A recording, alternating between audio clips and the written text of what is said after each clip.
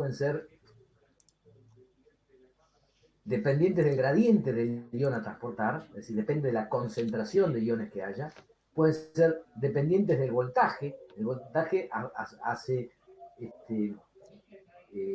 relación con las cargas presentes en el interior y en el exterior de la célula, o pueden ser dependientes de alguna acción mecánica, un movimiento, una presión que se ejerza sobre las membranas, permitiendo la apertura de ese canal y el pasaje de los iones.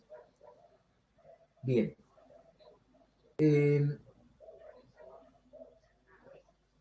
Los dependientes por el ligando tiene que ver con que a esa proteína canal se le asocie un componente que se llama ligando.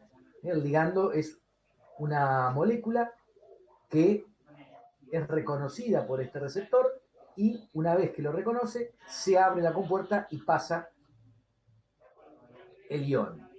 Esto es muy común, por ejemplo, cuando hablábamos, recuerdan ustedes, si tuvieron ya la clase de sistema nervioso, cuando en las sinapsis químicas mencionamos que los neurotransmisores son reconocidos por receptores de las membranas postsinápticas, bueno, lo que estamos hablando es que el neurotransmisor actúa como un ligando sobre los receptores que tiene la membrana postsináptica.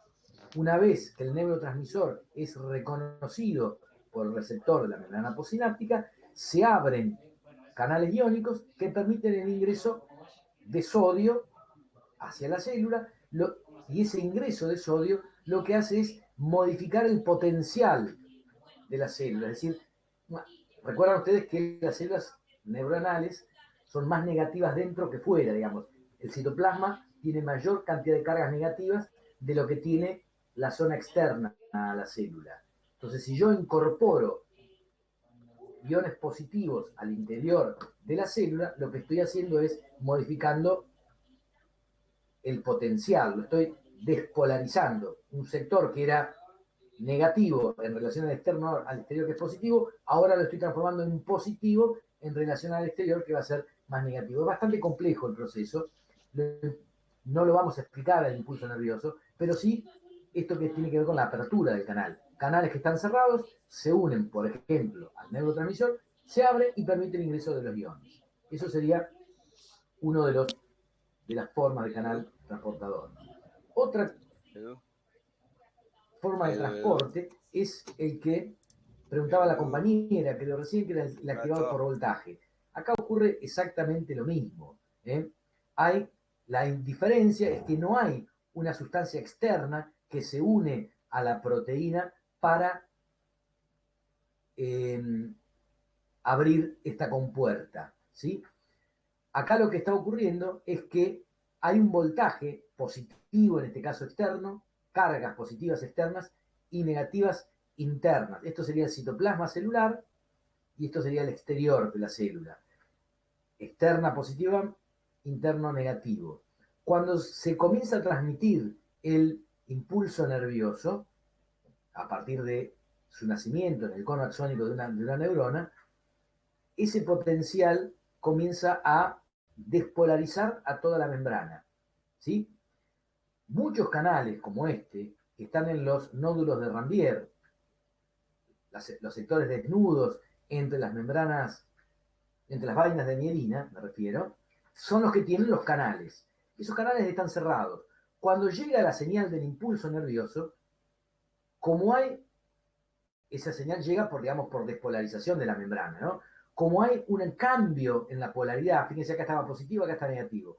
Ahora acá adentro, en el interior está positivo y acá está negativo. Como hay un cambio en la polaridad, ese canal activado por voltaje se abre. Y al abrirse permite que ingresen más iones positivos todavía para ampliar aún más esa diferencia de voltaje que había. ¿Hasta cuándo va a ocurrir esto? Hasta que otros canales que permiten la salida, pero ahora por no canales sino proteínas bomba, permiten la salida de los iones positivos, los vayan sacando y otra vez cambie esta polaridad. Es decir, Los canales, las proteínas canal activadas por voltaje, abren su compuerta o la cierran de acuerdo a la carga externa o interna que tenga la célula. Esto es bien característico, insisto, de las células nerviosas y es lo que permite que las membranas neurales se despolaricen para generar el impulso nervioso. Dependiente de voltaje significa dependiente de las cargas eléctricas que haya fuera de la célula o internamente a la célula. No sé si expliqué lo que la compañera quería preguntar. O sea que lo que haría este canal por voltaje es cambiaría la polaridad de la célula. Cambia, se abre cuando cambia la polaridad de la membrana y se vuelve a cerrar cuando vuelve a cerrarse o cambiarse esa polaridad. Ah, ok. Uh-huh.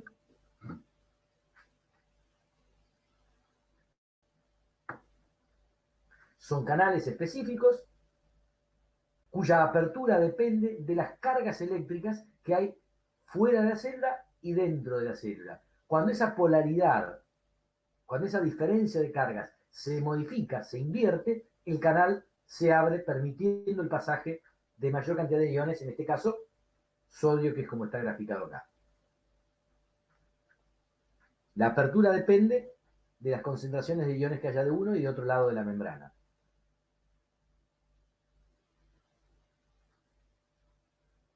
¿Sí? Acá es otro de los ejemplos de, en este caso, mecanodependientes. Hay una presión mecánica que permite la apertura del canal, pasa la sustancia, cuando la presión cesa, se sale, se acaba esta presión, se vuelve a cerrar e impide el ingreso de la sustancia. Y no me acuerdo si hay alguno más. No. Acá están combinados, me parece, ¿no? Difusión facilitada, acuaporinas. Bien. Esto es transportadoras o cargas, que tiene que ver con el reconocimiento específico de una sustancia y una vez que se une esa sustancia al sitio específico de la proteína modifica su estructura tridimensional, cambia y permite el ingreso de la sustancia. Puede ser, por supuesto, también para salida, ¿no? Bien. ¿Alguna otra consulta? ¿Alguien que quiere...? ¿Hola? ¿Se cortó? ¿Están ahí? Hola, Hola, hola. ¿Quieren yo preguntar? tengo, Sí, escucho, ¿eh? ¿me escuchas a mí? Yo tengo una duda con esto de los lípidos, con la estructura. Los Eh, lo- lípidos, ¿Cómo? ¿dijiste? Sí, los lípidos, con esto de las diferentes tipos de estructuras. Ahora no me acuerdo el nombre, pero ahí estoy buscando. Fosfoesfingolípidos. Bueno,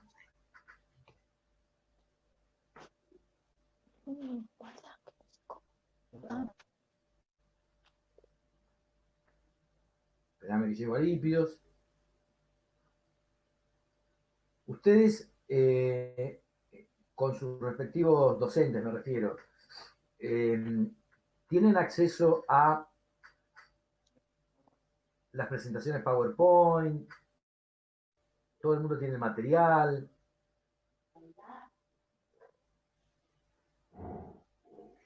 Sí, yo tengo acceso. Perfecto. Bien. Moléculas, entonces, el tema de lípidos, estamos vinculando, digamos, la explicación a lo que trabajábamos, lo que habíamos visto en biomoléculas orgánicas, asociado a, primero, a los hidrocarburos, después a los grupos funcionales, y una vez que teníamos todo eso más o menos cerradito, arrancábamos con las biomoléculas, que es la combinación de todas esas cosas, ¿no? Si ustedes hacen memoria, recordarán que dentro de los lípidos tenemos una clasificación que son los lípidos hidrolizables y los lípidos no hidrolizables, ¿sí? Los lípidos hidrolizables son aquellos que a través de la incorporación de la molécula de agua logramos separar sus componentes, ¿sí? Tenemos ceras, triglicéridos, fosfolípidos y glucolípidos, ya sea porque tienen uniones, principalmente tienen uniones de tipo por esterificación, ¿sí? Hay deshidratación de los componentes, se unen las moléculas construyendo moléculas cada vez más grandes y constituyen estas moléculas denominadas lípidos hidrolizables, en cualquiera de estos cuatro. Los otros son los lípidos no hidrolizables, esteroides, prostaglandinas y terpenos. Lo que hace mención la compañera son, dentro de estos lípidos hidrolizables, están los fosfolípidos. ¿Qué son los fosfolípidos? Los fosfolípidos son cadenas carbonadas, con la estructura característica, que presentan asociados a esas estructuras algún grupo que porta el grupo fosfato. De ahí el nombre de fosfolípidos. Dentro de los fosfolípidos tenemos un grupo, los que llamamos fosfoglicéridos, y otro grupo al que llamamos fosfoesfingolípidos. Fosfoglicéridos, fosfoesfingolípidos. Los fosfoglicéridos son los más comunes y los más representados en casi todas las membranas plasmáticas, ¿sí? Por eso ustedes seguramente los han escuchado. Esos fosfoglicéridos están constituidos por un esqueleto que es un trialcohol, el glicerol, unido a dos ácidos grasos por esterificación, ¿sí? Y a un grupo fosfato por una unión fosfoéster. Unión tipo éster, unión fosfoéster. ¿Sí? Bien, tenemos un trialcohol, un triol, el glicerol. Perdón. Profe, te Un hago una segundito, pregunta. un En el libro segundito. de las uniones dice que están unidas por esterificación, pero en ningún momento dice que tiene una unión fosfoéster. Es de lo mismo. Eh, Unión tipo éster, Unión unión fosfoéster fosfoéster. con el grupo fosfato y el oxidrilo, digamos, del glicerol. Ahí, Claro, acá está el fosfoéster, acá está, este es éster, este es claro. fosfoéster. ¿Sí? Bien, decía entonces, el otro grupo de fosfolípidos son los fosfoesfingolípidos, que tiene como alcohol la esfingosina. La esfingosina es un aminoalcohol. ¿Por qué es un aminoalcohol? Porque va a tener un grupo alcohol, ahora vamos a verlo con más de detalle, pero también un grupo amino asociado, ¿sí? A esa esfingosina, específicamente al grupo amino, ahora lo vamos a ver, se le une un ácido graso.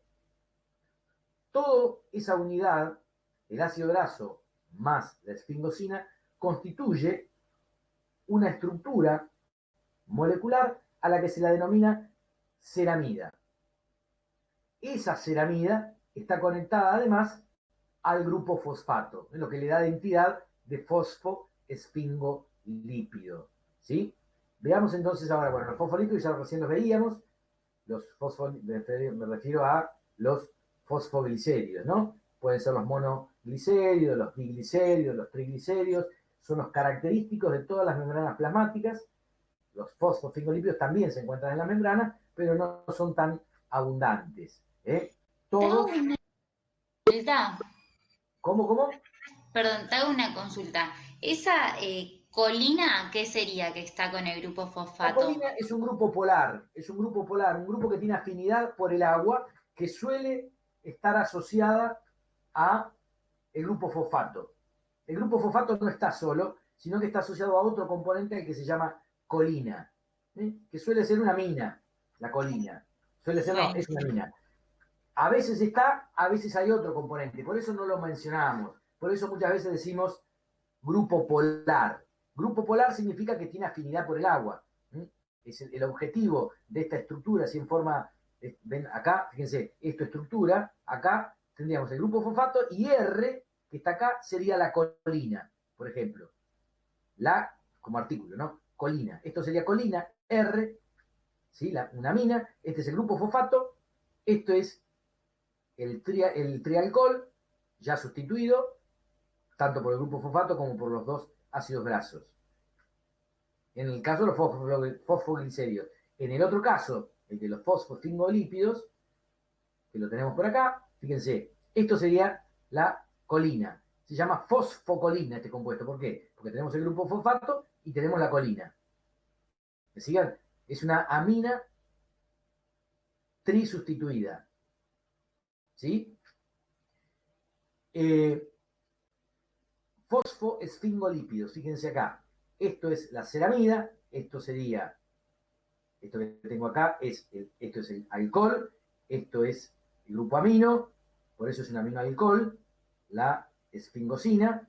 Cuando se une al ácido graso, a partir de esta unión tipo amida, grupo carboxilo, grupo amino, tipo amida, tenemos la ceramida. Esta ceramida, toda esta unidad, se une a esto, al grupo polar, que es un grupo fosfato con otra estructura. Puede ser la fosfocolina, puede ser otro compuesto, no importa. Esto sería, esto que está acá sería esto sería esto, y esto otro, la cabeza polar, la que tiene afinidad por el agua, sería esto. Profe, una consulta. Sí, para un cachito. La compañera que me preguntó, ¿entendió un poquito más ahora cómo es la cosa? Sí, sí, lo entendí mejor, gracias. ¿Te quedó alguna duda en relación a eso? No, no, ahí fui Lo, entendiendo. lo Lo que, único sí, una duda. Mi profesor me había dicho que me concentre en los tipos de lípidos. Serían esos que nombraste, hidrolizables y no hidrolizables, y bueno, los que están dentro de cada uno. exactamente. Buenísimo, Sí, gracias. sí. Bien, ahora sí, ¿quién más que me había hecho una consulta? Una consulta sobre ese mismo tema, que en un momento en una imagen el libro nombra a la fosforicolina. ¿Es lo mismo que explicaste, pero con otro nombre? Probablemente, o puede ser otra mida, no sé cómo dice el texto, quizás esté mal escrito, no sé, puede haber algún error. No recuerdo, bueno, ustedes no saben porque no son alumnos míos, pero yo, por ejemplo, en la comisión mía, que es una de las últimas comisiones que comenzó, no alcanzaron los textos a ser entregados a todos los alumnos porque se quedaron cortos con las impresiones. Entre ellos, el que se quedó sin libro soy yo, así que no tengo el cuadernillo y recurro, por supuesto, a la versión digital, pero no tengo acceso a eso. Si vos me lees el sector, te lo puedo leer, te lo puedo mencionar, pero es muy probablemente, si estamos hablando de los fosfosfingolípidos, que sea la fosfocolina u otro compuesto similar. Por eso siempre hablamos el grupo fosfato y un grupo polar asociado. El grupo polar significa que tiene afinidad por el agua. Puede ser la fosfocolina, puede ser cualquier otro. No siempre la fosfocolina o la colina. ¿Sí? ¿Hola? Hola, hola. Sí, acá nombra que la fosforicolina es una cabeza polar, grupo fosfato más aminoalcohol, que es la que colina dice.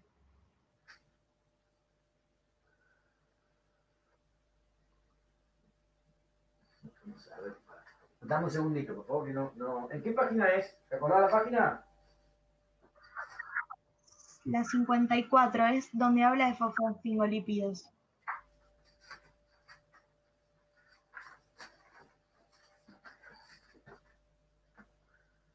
Espera que consulto a través de otra.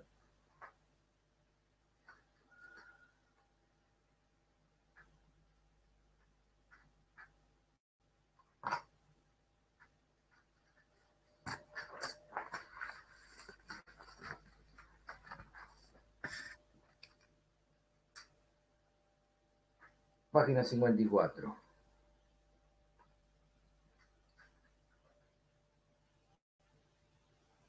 ¿En qué sector de la parte? En la segunda imagen de la derecha, abajo, ahí como dice En la en la imagen, imagen. la imagen de molécula de fosfoesfingolípido, las esfingosinas más abundantes de los esfingolípidos se forman cuando un residuo de fosfocolina, cabeza polar, grupo fosfato,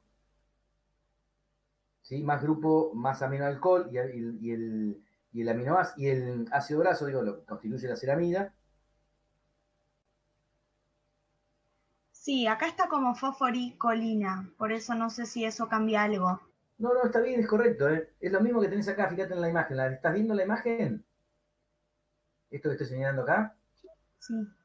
Bueno, esta es la fosfocolina. Fosfocolina significa que es una amina que tiene un grupo fosfato asociado. La amina es la colina, se llama colina. Al tener el grupo fosfato asociado es la fosfocolina. Listo, Este es ya está. el grupo polar. ¿Sí?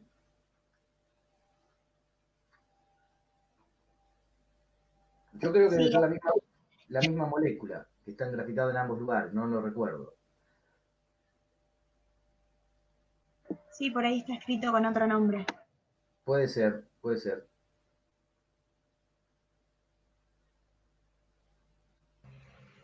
Hola. ¿Sí? A mí también me quedó algo colgado de antes, más o menos por acá también, es en este mismo tema. ¿De cuándo una molécula es monómero? No sé si me explico, o sea, ¿cuánta cantidad de, no sé, un hidrato de carbono? ¿Cuánta Monómeros, can- monómeros es siempre una única unidad. Eso es un monómero. Por ejemplo, en el caso de los hidratos de carbono, el monómero, acá estamos en hidratos de carbono. Un disacárido ya no es un monómero. Un disacárido es la unión de dos monómeros. ¿Eh? Entonces, un Monómero, monómero, perdón, ¿cómo? un monómero solo sería un carbono, un hidrógeno y un oxígeno. No, no, no, no. Esto es un monómero. Esto es un monómero. Esta es la glucosa, es un monómero. Son 6 carbonos en este caso, 12 hidrógenos y 6 oxígenos. ¿Sí? Eso es un monómero, es una unidad, una molécula, una unidad. En el caso de la glucosa, es una aldohexosa, polialcohol. Muchos grupos de alcoholes, un grupo aldehído, que es lo que le da identidad a la molécula. Esto sería un monómero. Esto, cuando se cicla en agua, cuando se cierra, constituye esto. ¿Sí? Esto sería el monómero. Cuando esta se une a otras unidades, ya empieza a constituir oligosacáridos. Inicialmente, esto es un oligosacárido compuesto por dos monómeros. Un monómero, el otro monómero. Cuando esto comienza a polimerizarse, es decir, que se unen más unidades acá, sería un polisacárido. Tiene que superar 10 unidades para que sea denominado polisacárido. Entre 2 y 10 son oligosacáridos. Más de 10 polisacáridos. Cuando hay una única unidad, como en el caso anterior, acá es un monómero. ¿Sí? Sí, sí, ahí me quedó ¿De más claro. acuerdo? O sea Estos que son no todos importa. monómeros, por ejemplo.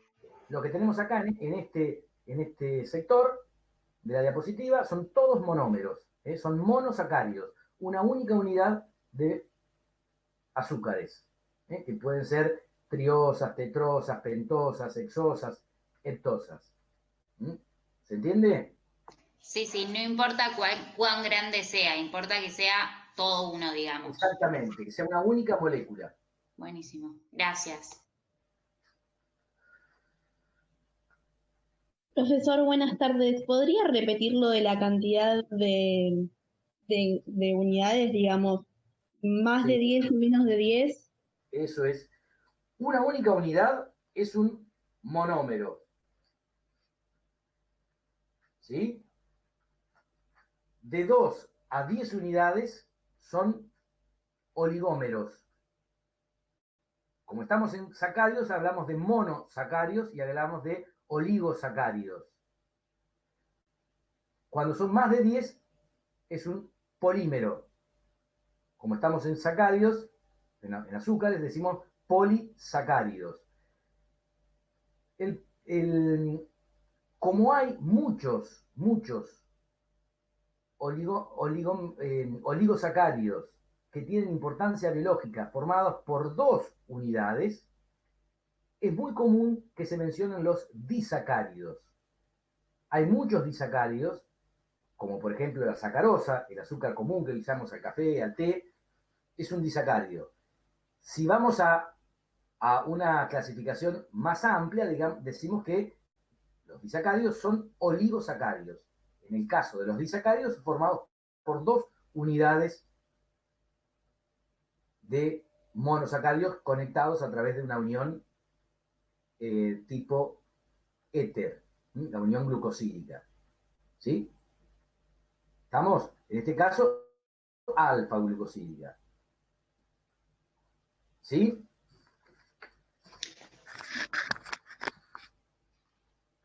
Una consulta. ¿La unión es glucosídica porque es de dos glucosas o nada que ver?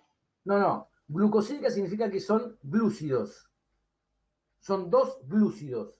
Puede ser la glucosa, como en este caso, o puede ser otra. No importa. A ver si hay algún otro ejemplo.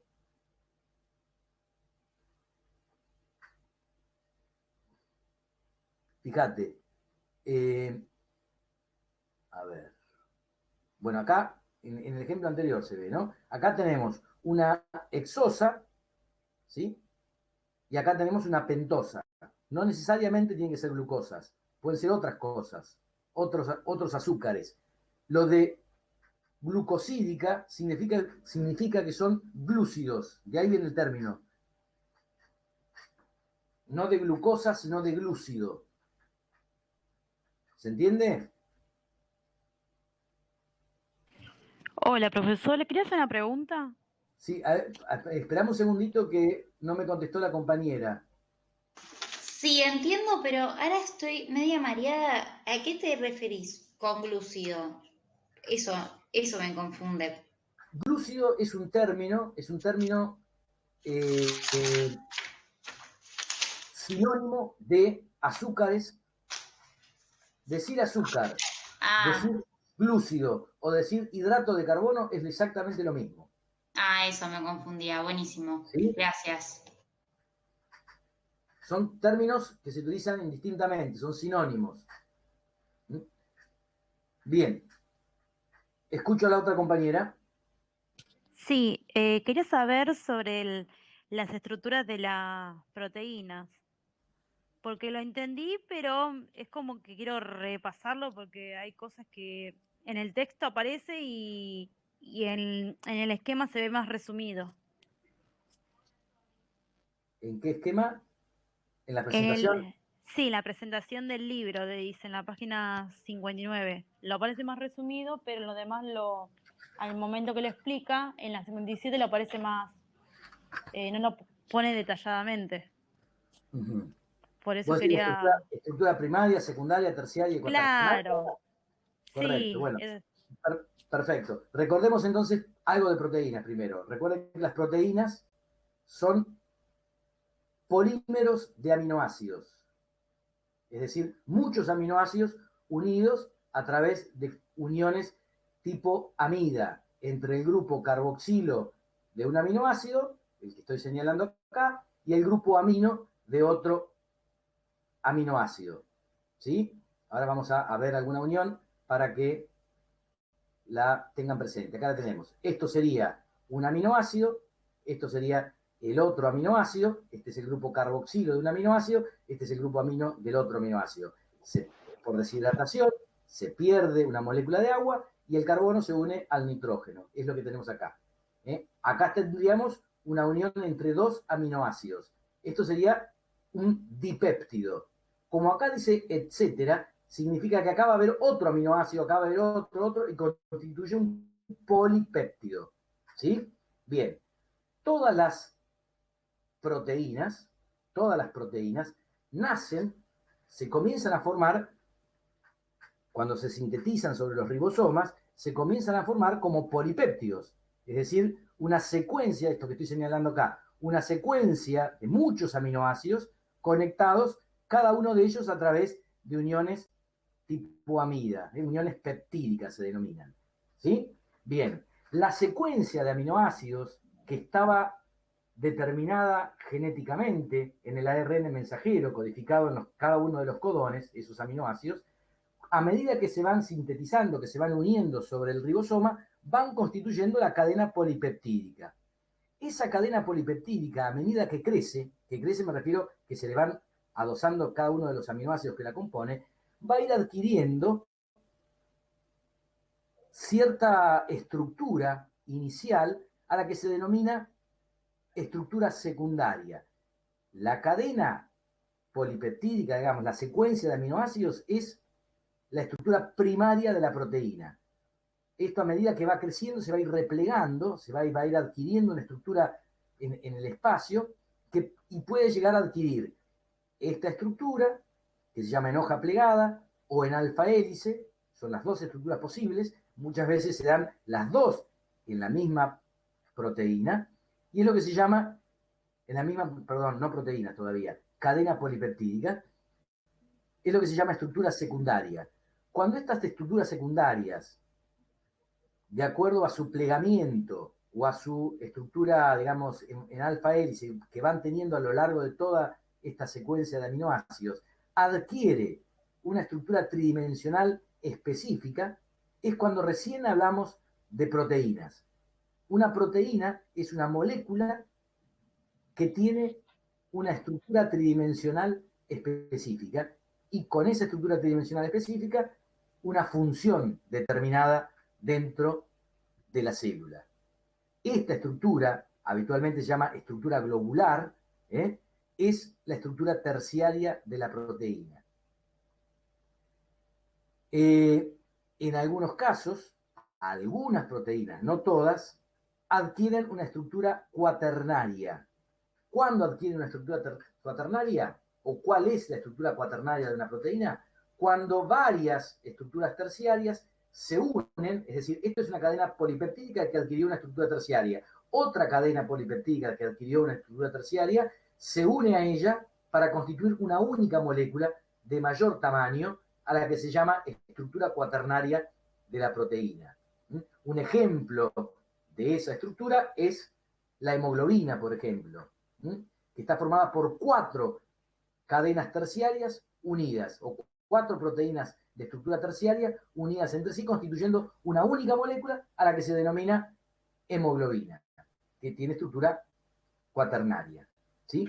Una pregunta, ¿en la terciaria se unen tanto la hoja plegada con el alfa hélice? Puede haber combinación de ambas. Puede haber Buenísimo. combinación de ambas o una sola de ellas. Pero Gracias. puede haber combinación de ambas. Recuerden que, fíjense acá lo tienen, la hoja en el alfa hélice o beta plegada se forma, se constituye cuando entre los aminoácidos de la estructura primaria, por los repliegues que van teniendo, van formándose entre sí puentes de hidrógeno, ¿lo ven? Es decir, que los puentes de hidrógeno que se constituyen entre los aminoácidos relativamente cercanos en esa estructura se forman, ¿sí? Lo que determina la estructura secundaria, entonces, son los puentes de hidrógenos que se forman.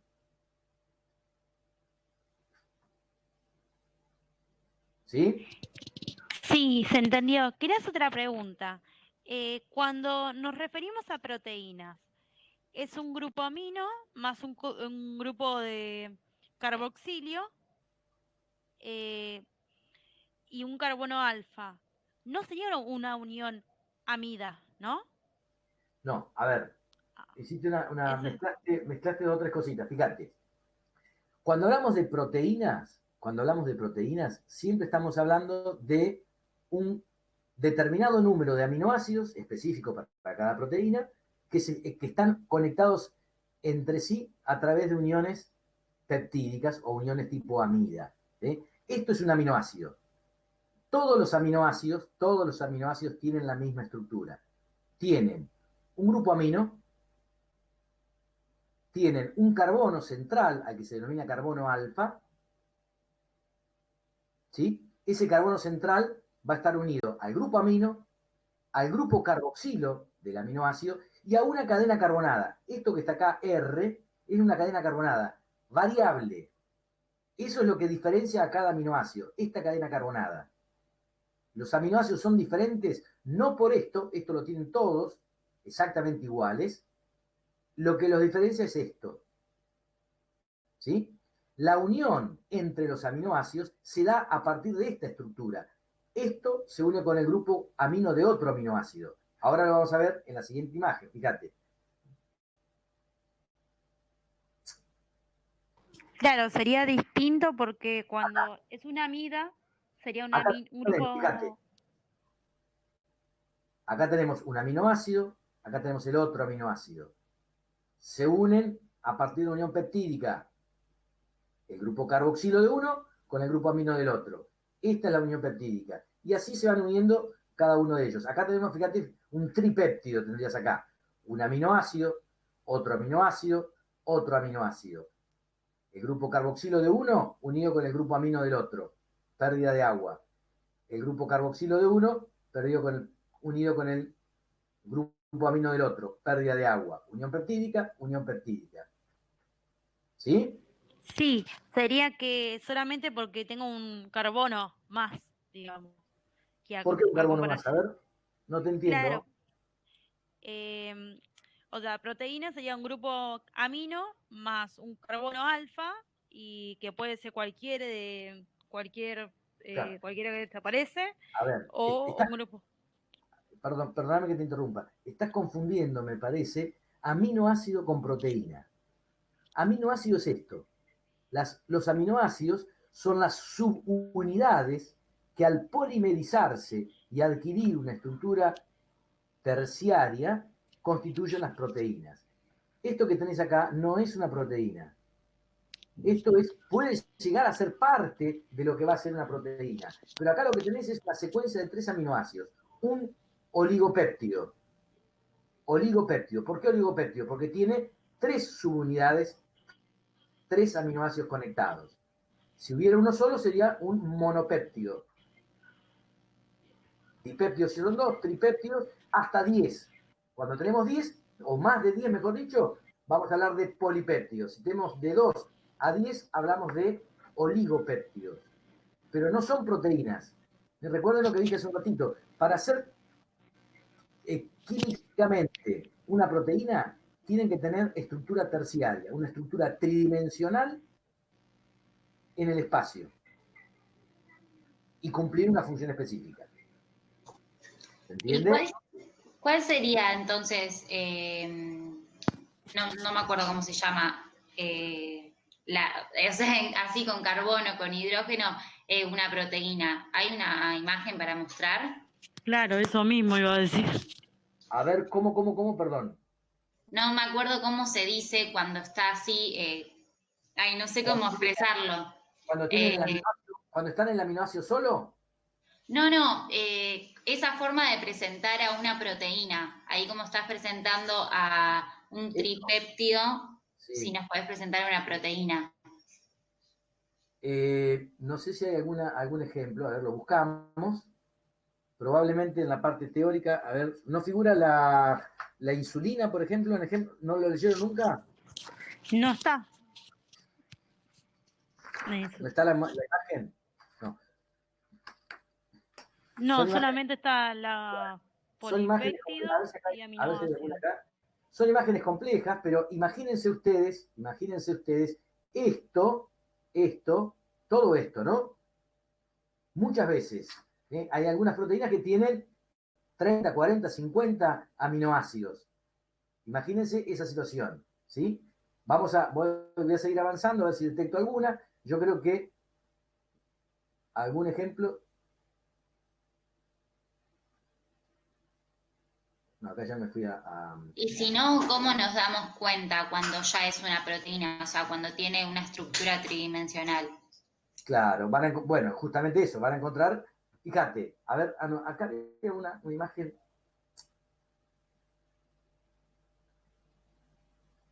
Fíjate. ¿Ves acá todo esto que están acá anotados, los ves? Sí. Todos estos son aminoácidos conectados, unidos. ¿Sí? Todos estos son aminoácidos unidos. El aspecto que adquiriría una, a ver si está. Acá tenés otro, fíjate. Obviamente acá no tenés diagramadas las moléculas, porque es para indicar cuál es la secuencia de aminoácidos que tiene. El nombre del aminoácido. no hay ningún ejemplo de ninguna proteína a lo largo, pero van a ver una estructura molecular donde esto se repite muchísimas veces. No estos en particular, digamos, aminoácidos, X aminoácidos. No necesariamente tienen que ser estos que están acá, pueden ser otros. Digo, pueden ser, no, van a ser otros. Pero son moléculas muy complejas que adquieren una estructura. A ver si tengo. Dame un segundito, me voy acá. A ver si puedo. La hemoglobina, a ver si. No, acá no va a estar. En el respiratorio, pues está. No, acá no está. Dame un segundito,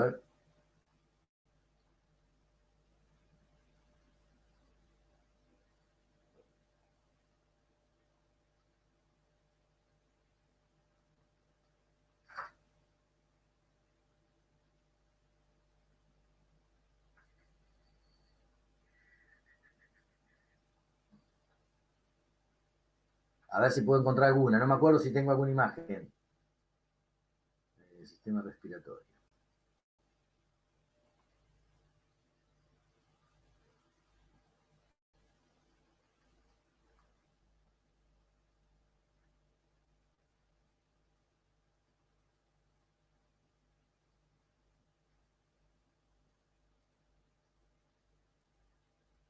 Bueno. No está acá está, mira. Fíjate. ¿Lo ves acá? ¿Hola? Sí, veo. Bueno, esto sería la hemoglobina. Es una proteína con estructura cuaternaria. Esta es una terciaria, esta es otra terciaria, esta es otra terciaria y esta es otra terciaria. En conjunto constituyen una estructura cuaternaria. Cada una de estas que vos ves acá tiene una estructura como esta. Cada una de estas tiene una estructura como esta, con un átomo de hierro central. ¿Sí? Bueno, esta es la estructura, esta es la forma que tendría una proteína, con una enorme cantidad de estructuras. ¿Lo ves? Eso sería una aproximación de una estructura, de una proteína globular. Buenísimo, muchas gracias. Son estructuras muy complejas. Por eso no hemos puesto ningún ejemplo. Digamos, en todo caso, cuando ustedes tengan que discernir entre una cosa y otra, no va a haber ninguna estructura molecular de esta complejidad porque no la estamos viendo en la parte teórica. Lo que van a tener que hacer ustedes probablemente cuando evaluemos el tema es identificar aminoácidos, D aminoácidos, L aminoácidos, ¿recuerdan? Aquellos que podían integrar o no proteínas. Recuerden que siempre los que integran proteínas van a ser los L aminoácidos, es decir, aquellos que tienen grupo amino del lado izquierdo del carbono alfa. ¿Lo recuerdan? De eso, si lo que están viendo es un aminoácido o no es un aminoácido, pero no es que van a tener que identificar una proteína.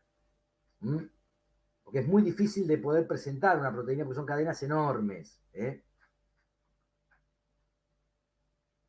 ¿Sí? Profesor, ¿qué tal? ¿Le puedo hacer una pregunta referida a otro tema? El que quieras, no hay ningún problema. Tengo una duda respecto a mitosis y meiosis. Ajá. Si no estoy entendiendo, digamos, a la que se refiere con una haploide, digamos. Bueno, para que busco la presentación. No la tengo. Vamos a... O sea, sería un ADN dividido en dos, no en un cromosoma, perdón, o sea, no estoy entendiendo la estructura de un haploide. Bueno.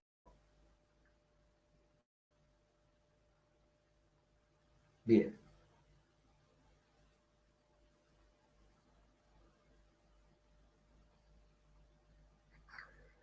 Recordemos alguna cosita antes. dentro de los conceptos imprescindibles para poder entender de qué estamos hablando. 3 tipos generales de células en nuestro cuerpo: las células somáticas, las células germinales y las células gaméticas o células sexuales. Las células somáticas son todas las células de cualquier parte de nuestro cuerpo, cualquiera. Las células germinales únicamente se encuentran en las gónadas, en los ovarios femeninos y en los testículos masculinos. Y las gametas son las células sexuales, es decir, óvulos y espermatozoides. Estas dos células, estos dos tipos de células, las células somáticas y las células germinales, son células 2N. 2N significa que son células que tienen 2 dotaciones completas de cromosomas. Las células, ahora amplío el concepto, las células N únicamente son las células sexuales, las gametas, que tienen una dotación de cromosomas. Cada dotación de cromosoma se la individualiza con el número, con la letra N. Estas tienen N número de cromosomas. Estas células tienen 2N. ¿De dónde surge ese 2N? Este 2N surge de que para formarse un nuevo individuo, acá lo tengo, un nuevo individuo, la primera célula del nuevo individuo, el cigoto, se formó por la unión de una gameta femenina que aportó N número de cromosomas y una gameta masculina que aportó N número de cromosomas, es decir, N más N, o lo que es lo mismo decir, 2N. ¿Sí? Cada gameta aporta una dotación completa de cromosomas. Dotación completa de cromosomas quiere decir que aportan de cada cromosoma un tipo. Por eso, el resultado, después de la unión a través de la fecundación de estas dos gametas, va a ser que en la nueva célula del nuevo individuo, la primera célula del nuevo individuo, va a tener de cada tipo de cromosoma 2 cromosomas. Uno aportado por el padre y otro aportado por la madre. Ese par de cromosomas que tienen el mismo tipo de información genética es lo que se llama par de cromosomas homólogos. Cada cromosoma, cada tipo de cromosoma está de a pares. ¿Sí? Uno lo aportó el padre, el otro lo aportó la madre. En vez de decir 2N o N, podemos decir haploide o diploide. Diploide, células somáticas y germinales, diploides o 2N, significa que de cada par de cromosomas homólogos, esa célula tiene los 2 miembros. El cromosoma que aportó la madre y el cromosoma que aportó el padre. Cuando digo células haploides o N, lo que estoy diciendo es que los cromosomas no están de a pares. Tengo un único miembro de cada par de homólogos representado. ¿Sí? O sea, un cromosoma. Un cromosoma de cada tipo. Nuestras células haploides, nosotros por ejemplo tenemos en nuestras células somáticas y en las germinales 46 cromosomas. El ser humano tiene un cariotipo formado por 46 cromosomas. ¿Sí? O lo que es lo mismo, decir 23 pares de cromosomas homólogos. Voy al cariotipo, dame un segundito. Profesor, Acá tengo un cariotipo. Acá tengo un cariotipo. Esto es un cariotipo humano. Tengo 46 cromosomas acá. O, lo que es lo mismo, 23 pares de cromosomas homólogos. Estos dos cromosomas son homólogos entre sí. Estos homólogos entre sí y cualquier par que utilice, que vaya a buscar.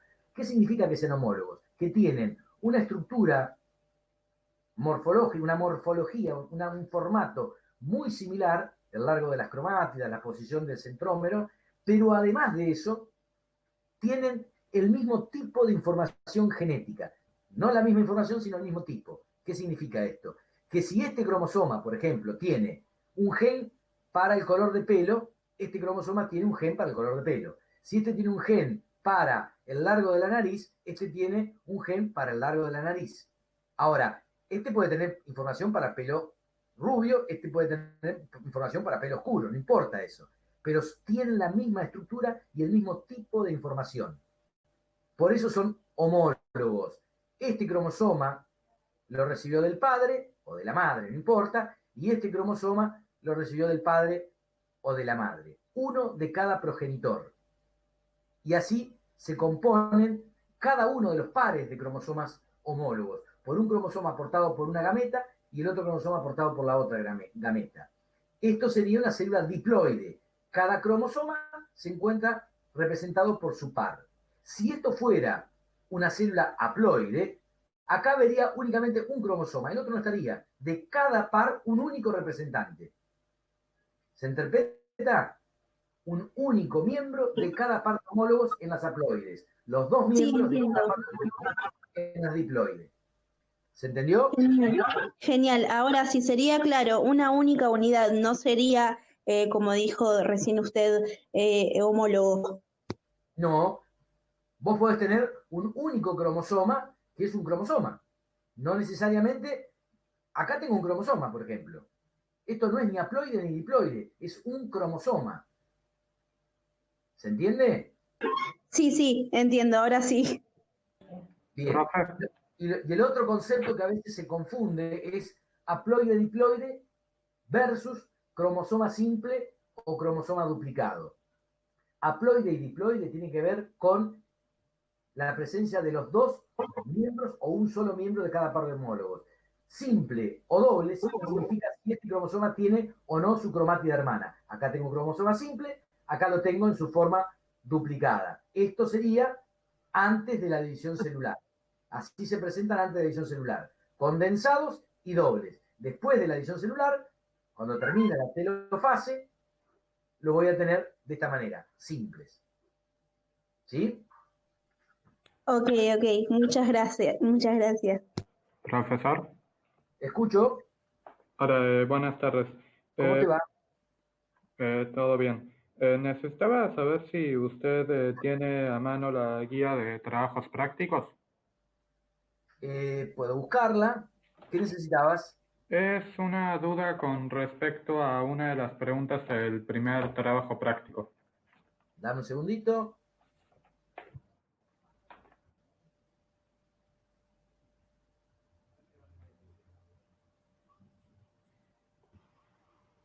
Profesor, cuando termines de responderle a él, ¿podemos volver un poco con haploide y diploide, que tenía una duda? Ningún problema. Bien, ¿te acordás en qué punto? Sí, el punto 13. 13. Sí, el cuadro. Acá estamos. Dice, utilizando la tabla periódica, completar el cuadro con los datos que falta, teniendo en cuenta que inicialmente eran átomos neutros y que se transformaron en iones monoatómicos. Bien, lo que tenemos acá entonces, explico rápidamente, lo que tenemos acá es los elementos que se van a transformar en iones y acá las características a anotar, ¿sí? Lo primero que tienen que recordar ustedes es que están hablando de átomos neutros que se van a transformar en iones, es decir que conociendo algunas de las características de estos elementos, ustedes van a poder saber las cargas que tienen. Obviamente, si además disponen de la tabla periódica, van a poder observar cuántos electrones tienen en su último nivel para saber si son metales, cuántos tienen que perder, o si son no metales, cuántos tienen que ganar. ¿Sí? Entonces, obviamente para esto tienen que utilizar la tabla periódica, ¿no? El calcio, ¿me estás escuchando? Hola, hola. Sí. Perfecto. El calcio, por ejemplo, tiene acá en la anotación atómica y másica, yo tendría que poner acá 20 acá abajo, número Z, 20, acá arriba tendría que poner 40, que es un número másico, y acá como carga, si vas a la tabla periódica, vas a ver que el calcio es un metal, por lo tanto los metales se transforman en cationes, tienden a perder, para estabilizarse, los dos electrones de su último nivel. Los electrones del último nivel. El calcio tiene 2 electrones, por lo tanto los va a perder. Quedaría, la notación atómica y másica quedaría 20, 40 más 2.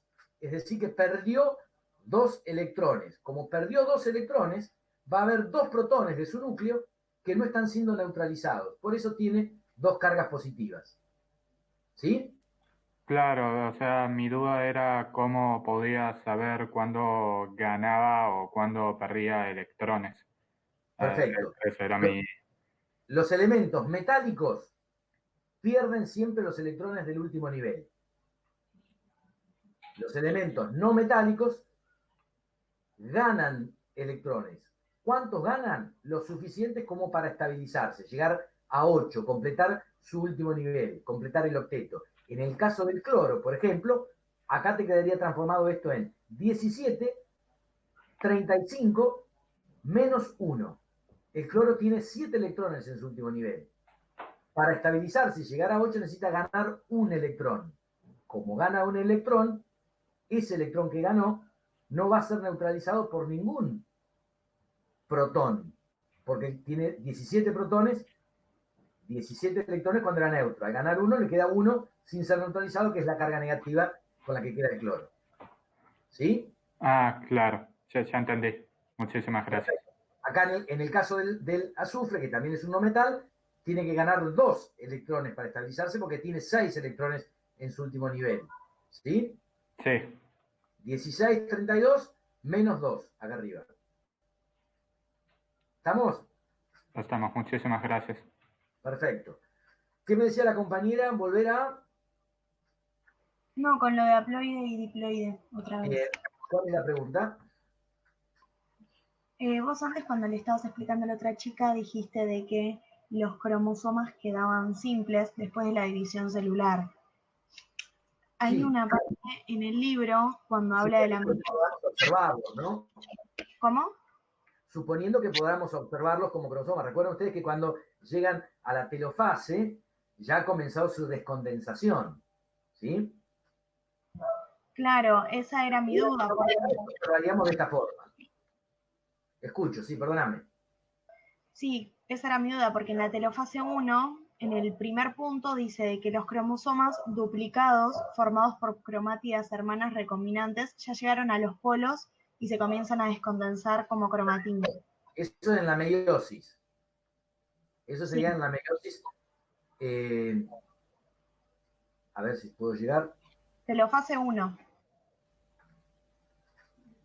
Bien. Acá tenés. Fíjate, acá tenés la telofase 1. ¿Sí? En la telofase 1 todavía no están simples. Siguen duplicados, ¿eh?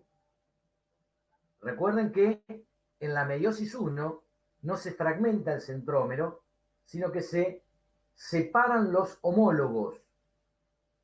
Donde se separan, donde se produce la ruptura del centrómero es en la telofase, perdón, en la anafase 2, por lo tanto en telofase sí ya están simplificados.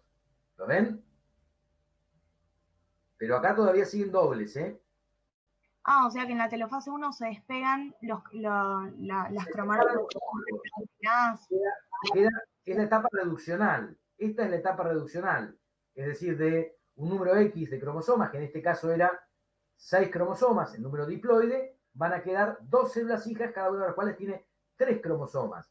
Pero todavía esos cromosomas están duplicados.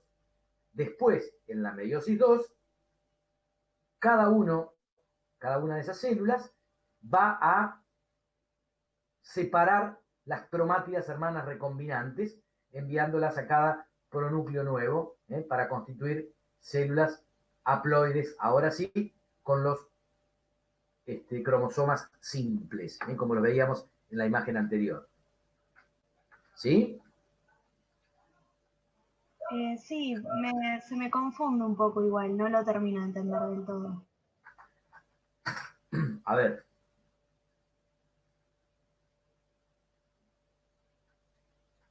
A ver acá si lo podemos ver con menos cromosomas. Fíjate, esto sería, no mires esto, esto es la mitosis, no mires esto. Mira acá. Fíjate, esta sería la célula que va a dividirse por meiosis. ¿Sí? Esta célula ya pasó por profase. ¿Por qué sé que pasó por profase? Porque fíjate que se produjo el intercambio cromosómico, que está puesto en forma de coloración. los cromosomas homólogos se aparearon, intercambiaron porciones de ese ADN y constituyeron cromosomas duplicados con cromátidas hermanas recombinantes. Esta célula, después que termina la meiosis 1, esto sería la meiosis 1, después que termina la meiosis 1, que es la etapa reduccional significa que se reduce el número de cromosomas, es la etapa en la que se reduce el número de cromosomas. Si acá teníamos 4 cromosomas, el resultado de esto van a ser 2 células, cada una de las cuales tiene 2 cromosomas. Un cromosoma, otro cromosoma. Un cromosoma, otro cromosoma. Esto es la meiosis 1. En la meiosis 1, los cromosomas no rompen sus centrómeros, sino que se separan los homólogos. Este homólogo va a una célula, este homólogo va al otro. Este homólogo va a una célula, este homólogo va al otro. Se separan los homólogos, pero siguen todavía duplicados. En la meiosis 2, la que está graficada acá abajo de forma muy general, es cuando las cromátidas hermanas recombinantes se separan. Una cromátida a una célula, la otra cromátida a la otra. Una cromátida a una célula, la otra cromátida a la otra. Y lo mismo ocurre a la otra célula de acá. ¿Se interpreta un poco más? Sí, ahí fue un poquito mejor, gracias.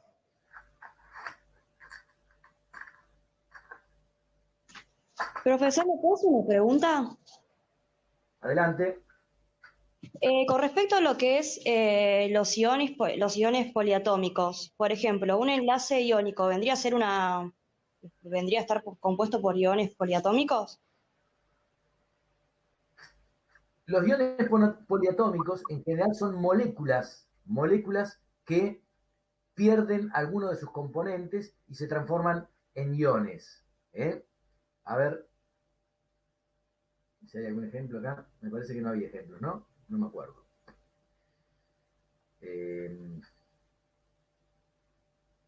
A ver si había...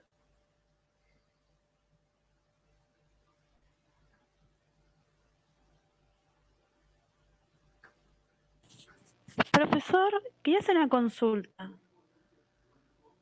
¿Sí? ¿Va a haber cálculos sobre ADN o sobre mitosis y ¿Cálculos de qué meiosis? tipo?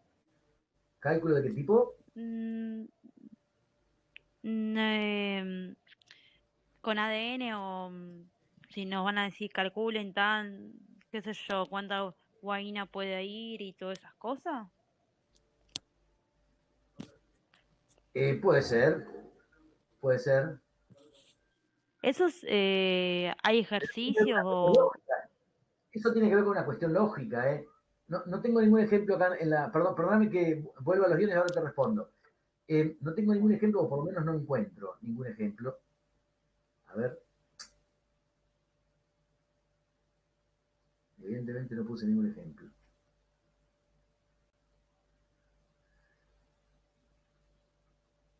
Bueno, no tengo.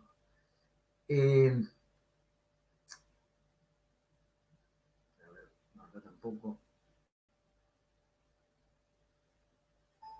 No. No tengo ejemplo para lo que me preguntaste. A ver si acá en estructura del átomo puse algún ejemplo de iones. Acá, por ejemplo, en el libro nos dan el ejemplo del ion sulfato. Sí. Pero, Acá, o sea, acá tenés iones poliatómicos. sí, El ejemplo del sulfato y el ion amonio. ¿Sí? sí veo. Si vos observaras esta molécula, es una molécula que ganó electrones. ¿Sí? Antes de ganar electrones, era una molécula, es una sustancia iónica. ¿Sí? Obviamente, cuando el ion sulfato, por ejemplo, cuando se una a un catión, suponete, va a constituir una sal. Acá suponete que yo acá en este sector podría agregarle un calcio. Sería el sulfato de calcio. La unión del ion sulfato al ion calcio positivo va a ser una unión iónica. Las sales se constituyen a través de la unión de iones negativos con iones positivos, ¿sí? El ion negativo puede ser un ion poliatómico, como por ejemplo el ion sulfato. ¿Me seguís? ¿Hola? Sí, profe. Hola. Si acá se le uniera un calcio, que es un catión, un ion que tiene dos cargas positivas, la Sí. unión que se constituiría entre el ion sulfato negativo y el ion calcio va a ser una unión iónica, por supuesto. ¿A eso ¿El te calcio refería? necesitaría dos electrones? El calcio cedería los dos electrones que necesita el ion sulfato. ¿Y eso vendrían a ser que son poliatómicos? El ion sulfato sería un ion poliatómico. El ion calcio no. El ion sulfato sería un ion poliatómico.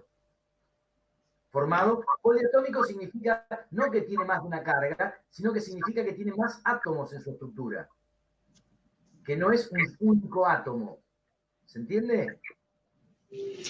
Sí, profe, una pregunta. Respecto a esto en el parcial, ¿los van a tomar, por ejemplo, de lo que es ion poliatómico, el concepto, o nos van a poner algún ejercicio para identificar? No. Ejercicios, ustedes no van a tener que realizar ningún tipo de ejercicio en relación a moléculas. Lo que van a tener que hacer es reconocer moléculas. ¿Sí? Se puede presentar esto y preguntarte, en la imagen se ve un ion monoatómico, un ion poliatómico o una molécula. Por ejemplo, poner, o ninguno es correcto, qué sé yo. 4 opciones para cada pregunta, a ver. ¿Se entiende? Lo correspondiente acá es decir un ion poliatómico negativo. Por ejemplo, te puede poner un ion poliatómico positivo, un ion poliatómico negativo, un catión o una molécula. Lo que corresponde es un ion poliatómico negativo. ¿Se entiende? Profe, poliatómico entonces es cuando tiene distintos tipos de átomos. Exactamente. Gracias. Más de un tipo de átomo. Con ¿Y carga. por qué no diría la respuesta de una molécula? Porque Y ahí tiene lo dice carga, ahí. porque tiene carga eléctrica. Las moléculas no tienen carga eléctrica, son neutras. Una molécula siempre no tiene carga. Puede tener desbalance de carga, como en el caso de las moléculas polares, pero nunca va a tener carga eléctrica. Si tiene carga eléctrica, es un ion. ¿Sí? Profe, ¿Sí? ¿se escucha? ¿Es por eso que dicen que, por ejemplo, cuando hay un enlace iónico no forman moléculas? Exactamente. Es un compuesto iónico.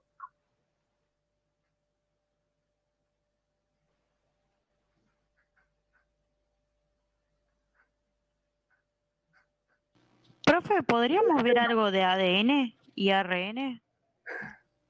Sí, ahora vemos. ¿Quedó explicado esto? ¿Se entendió? Sí, profe. Bien. ADN y ARN, ¿me dijiste? Sí. Bien. ¿Qué te interesa recordar? Me gustaría ver sobre las composiciones, porque es como que no la sigo diferenciando de ambas. Algunas cosas se parecen y otras cosas que no. O sea, como que no llevo la idea todavía de lo que dice el libro. La composición, digamos, la diferencia entre lo que es el ADN, por ejemplo, los Claro, desoxirribonucleótidos. sí. Bueno, para que busco la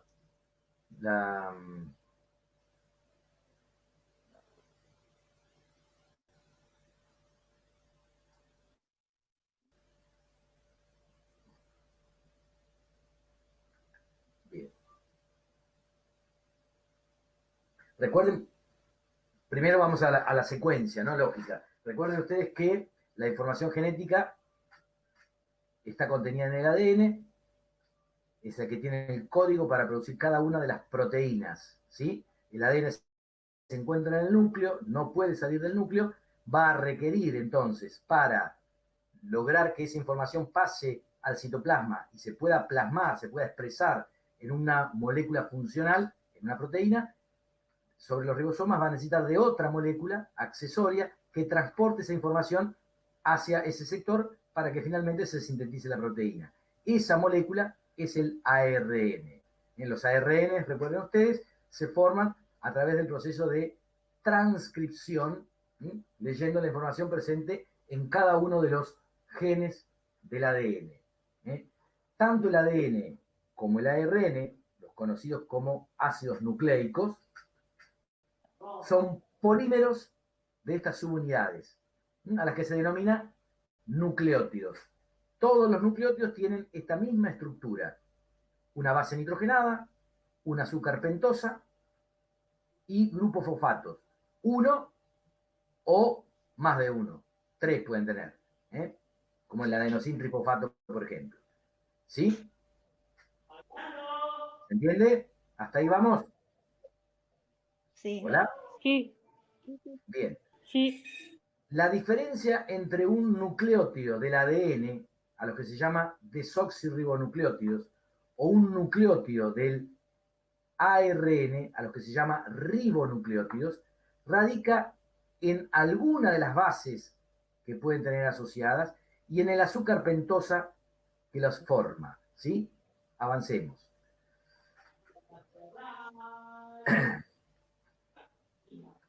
A ver, ¿dónde tengo la comparación? Bueno, no la tengo acá. Fíjate, lo que tenemos acá es un desoxirribonucleótido. ¿Por qué sé que es un desoxirribonucleótido? Más allá que le esté leyendo acá ahora, ¿no? Pero la clave va a estar acá, en el azúcar pentosa que tiene. Este azúcar pentosa, en su carbono 2, que es este, carbono 1, siempre el carbono 1 es el que está unido a la base nitrogenada, carbono 1, carbono 2, carbono 3, carbono 4, carbono 5. Pentosa, por eso es pentosa. El carbono 5 es el que está conectado al grupo fosfato. Carbono 2. En el carbono 2, los desoxirribonucleótidos tienen únicamente hidrógenos. ¿Sí? Esta es la desoxirribosa. Si esto fuera un ribonucleótido, acá, en este carbono, tendría que haber un grupo oxidrilo, un grupo igual que este. ¿Sí? Eso sería un ribonucleótido. Como carece de ese oxígeno, a este azúcar se le llama desoxi, es decir, sin un oxígeno, desoxirribonucleótido. Esa es una de las diferencias. La otra diferencia está en una de las bases nitrogenadas. Esta base, la timina, en los ribonucleótidos no está presente. Hay otra base diferente a esta que se llama uracilo. Fíjate, acá estos son todos desoxirribonucleótidos. En el carbono 2 todos tienen hidrógeno. Son todos los 4 tipos de desoxirribonucleótidos que existen. ¿Sí? Los que tienen bases púricas, doble anillos, y los que tienen bases pirimídicas, anillos simples. Ahora, si pasamos a los ribonucleótidos, y acá fíjate, son los 4 tipos de ribonucleótidos que puede haber. Fíjate acá el grupo oxidrilo en el carbono 2. En cada, bueno, acá no se ven porque está por... está corrido. Ahí estamos. Si vas a todos ellos, vas a ver que vas a ver los grupos oxidrilos, lo que indica que son ribonucleótidos. ¿Sí? Aquellos que tienen bases púricas y los que tienen bases pirimídicas. Uno de los que tienen bases pirimídicas, una de las bases nitrogenadas pirimídicas, es la diferente. Acá tenemos el uracilo, que es esta, y en el otro teníamos la timina, que es esta. Esas son las dos diferencias entre los desoxirribonucleótidos y los ribonucleótidos. Bases nitrogenadas, una de ellas diferente, la timina, las otras son todas iguales, y siempre el azúcar desoxirribosa para los desoxirribonucleótidos y ribosa para los ribonucleótidos. Y la base, una de las bases diferentes. Lo que va a ocurrir después es que estos ribonucleótidos o desoxirribonucleótidos se van a polimerizar, es decir, se van a ir uniendo a través de uniones fosfodiéster. A ver si la tenemos alguna acá, graficada, no me acuerdo. Acá está. Uniones fosfodiésteres, ¿sí? Acá no sabemos si son desoxirribonucleótidos o ribonucleótidos. ¿Por qué? Porque no pone ninguna indicación en los carbonos. Por eso está representada de forma general. La unión fosfodiéster conecta siempre a través de un grupo fosfato a un nucleótido a partir de su unión fosfoéster con el carbono 5 y la otra unión fosfoéster con el carbono 3 del otro grupo, del otro nucleótido. Unión 5,3 fosfodiéster. ¿Sí? Este va a estar conectado a otro, constituyendo el polímero y creciendo, ¿no? Con la cadena. ¿Se entendió? Sí. Perfecto.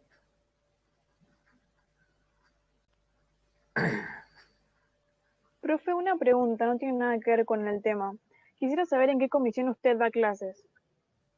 En la comisión 34. Muchísimas gracias. Profe, yo tengo una pregunta. Adelante. En el trabajo práctico número 10, Sí. que es el punto 10 al final, que dice, suponen que los siguientes tripletes de bases nitrogenadas corresponden a anticodones distintos del ARN transfer. Y no me queda bien claro cómo fue esa actividad. Ya la corregimos Trabajo en práctico clase. número 10. Trabajo práctico, para un lo busco. Trabajo práctico número 10. ¿En qué pregunta? El La último pregunta punto, el 10. 10. Perfecto. Acá estamos. Bien. Sí. Claro, no entendí cómo hacer ese punto. Bien. Este es un punto de aplicación de los conceptos que aprendieron antes.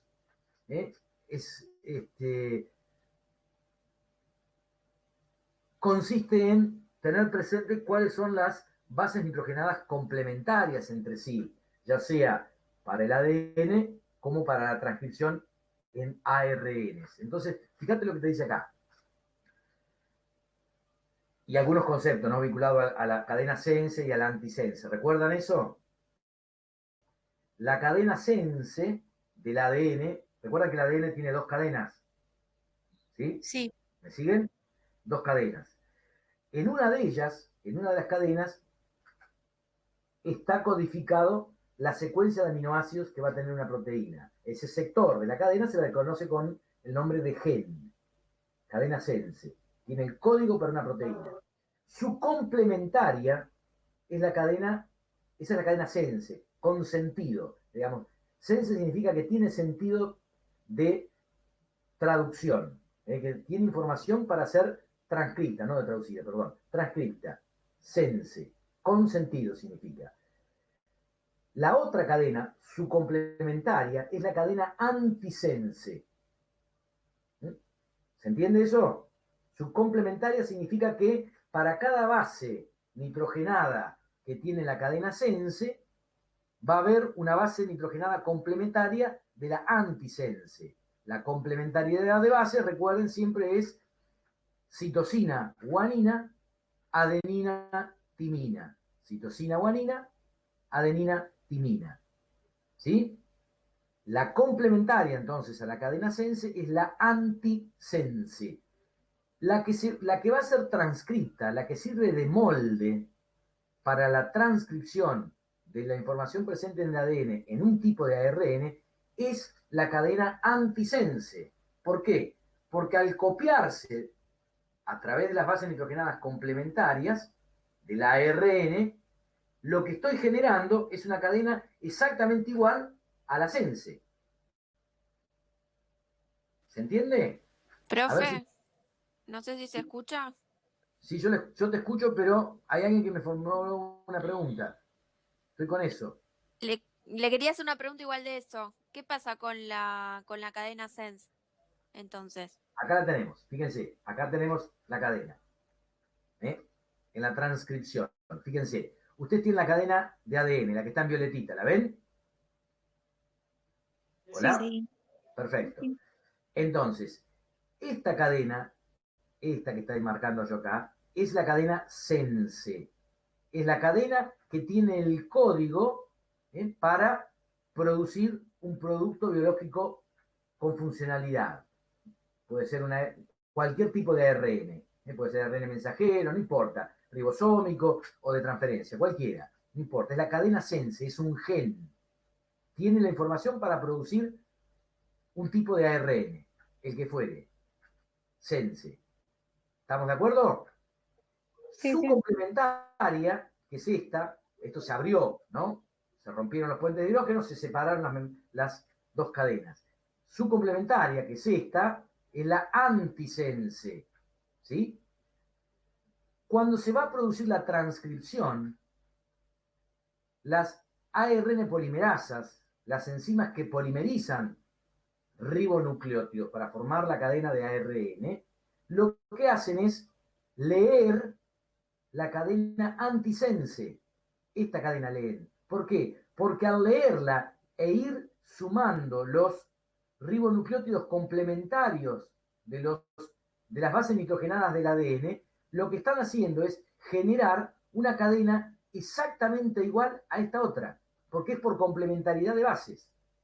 ¿Sí? Lo único que hacen es, en vez de colocar timina para asociarla a la adenina, colocan uracilo, porque no hay timina en los ribonucleótidos. Entonces, si ustedes siguen esta secuencia, fíjense acá que la tenemos comparada, a medida que van copiando la información, se van transcribiendo la información a partir de las bases nitrogenadas complementarias, lo que están generando en naranja, que es el ARN, que se está transcribiendo, es exactamente igual a la cadena sense. ¿Lo están viendo? La única diferencia va a estar en las bases nitrogenadas timinas. Acá va a haber timina, pero en el ARN va a haber uracilo. El resto de las bases son exactamente iguales. La que sirve de molde entonces es la cadena antisense. ¿Por qué? Porque al transcribirse obtengo una cadena, entre comillas, sense, igual a la sense. ¿Se entiende eso? Sí, se entiende. Perfecto. Vamos ahora al ejercicio, si quieren. Y acá hay que hacer varias cuestiones. Recordar un poquito lo que era la síntesis proteica. Fíjense, vamos a leer punto por punto. Dice, suponer que los siguientes tripletes de base nitrogenada corresponden a anticodones de distintos ARN de transferencia. Es decir, que esto sería una ARN de transferencia, este otro, digamos, anticodones de diferentes ARN de transferencia. Recuerden que los ARN de transferencia son los que transportan los aminoácidos hacia el ribosoma para unirlos y ir generando la secuencia de aminoácidos que va a tener la proteína. ¿Sí? ¿Estamos de acuerdo? ¿Hasta ahí? Sí, profe. Sí, profe. Y ahora viene lo que ustedes tenían que completar. Dice, la secuencia de bases nitrogenadas de los nucleótidos, de los codones, de la porción de ARN mensajero con la que se corresponden serían. Esto es lo que tenían que contestar. Lo que está en rojo es lo que tenían que contestar ustedes, ¿no? Ustedes acá tenían un espacio, ¿sí? Es decir, ustedes lo que tienen que completar acá, lo vamos a hacer así. Lo que tienen que completar acá es la cadena de ARN mensajero que va a coincidir con cada uno de estos anticodones. Es decir, los codones que tienen que tener, la secuencia de codones que tiene que tener el ARN mensajero. ¿Sí? Entonces, para el primero de los anticodones, ¿cuál sería el primer codón del ARN mensajero? El primer codón del ARN mensajero sería citosina.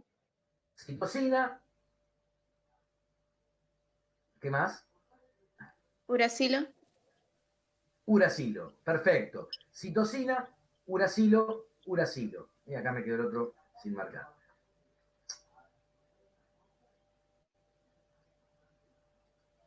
¿Se entiende? El siguiente codón del ARN mensajero tiene que ser complementario a este. Sería, ¿cuál? Uracilo. uracilo, guanina, uracilo. Y así completamos toda la cadena, de acuerdo a los anticodones que tenemos. ¿Sí? Hagamos lo mismo con la siguiente.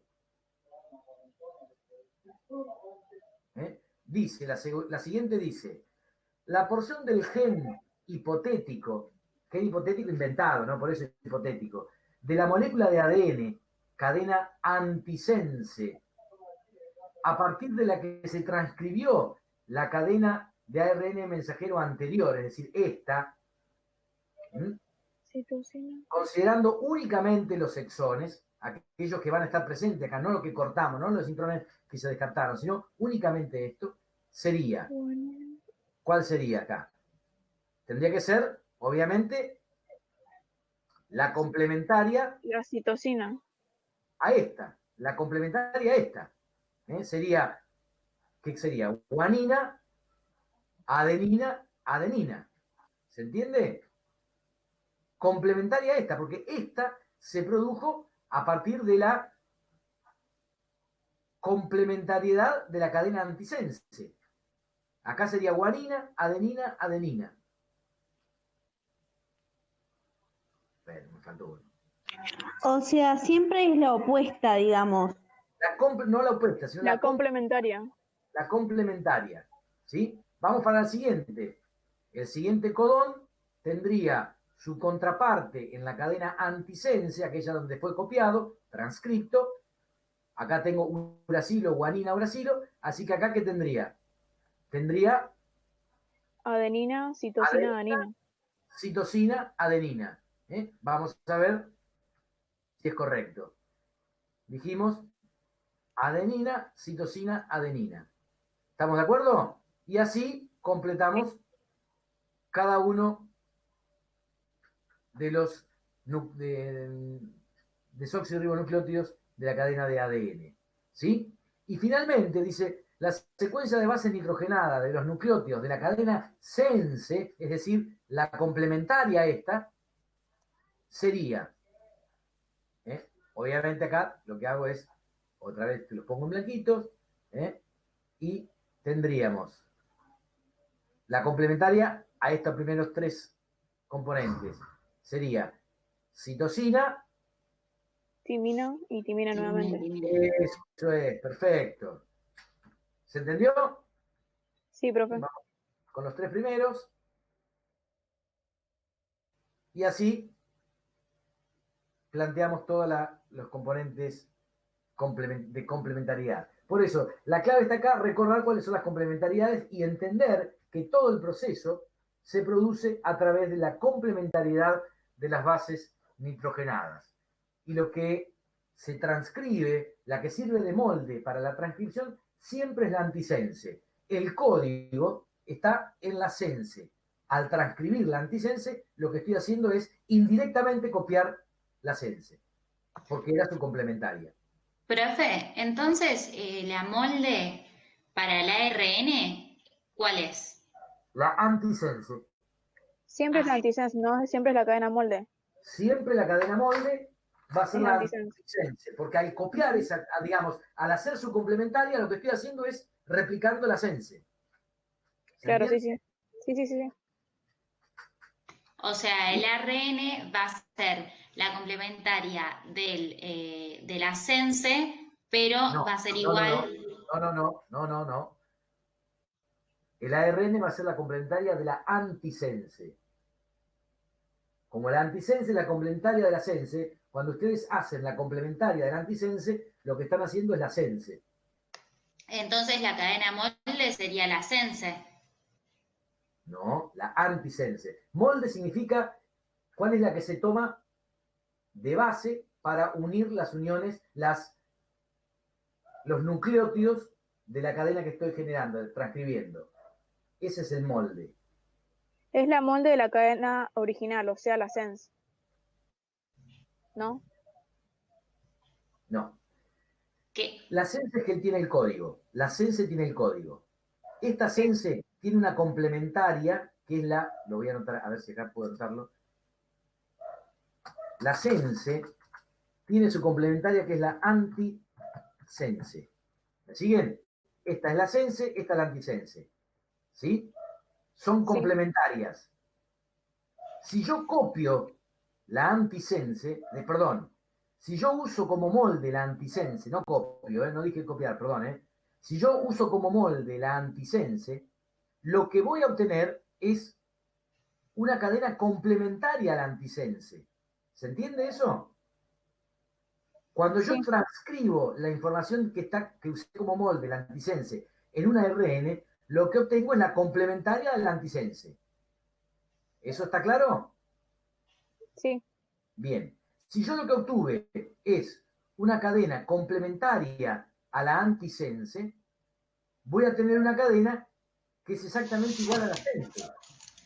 Porque la sense era la complementaria de la antisense. ¿Se entiende? Claro. Sí, sí. ¿Quedó ahora? Sí, sí, quedó. Perfecto. La que sirve Sí, como sí, molde, ahora sí. la que sirve como molde es siempre la cadena antisense. Sí, profe. Está bien. Perfecto. Profe, una pregunta. ¿Esto va a ser todos los miércoles a la misma hora o es solo por hoy? No, no. Esto va a ser una vez por semana, 2 horas, pero hoy a lo mejor entraste un poquito más tarde, yo después se los voy a comunicar a cada uno de los docentes de sus comisiones para avisarles que voy a cambiar el día. En vez de ser los días miércoles de 18 a 20, lo vamos a hacer los días viernes de 18 a 20. A partir de la semana que viene, arrancamos con los viernes. Esto se debe a 2 situaciones.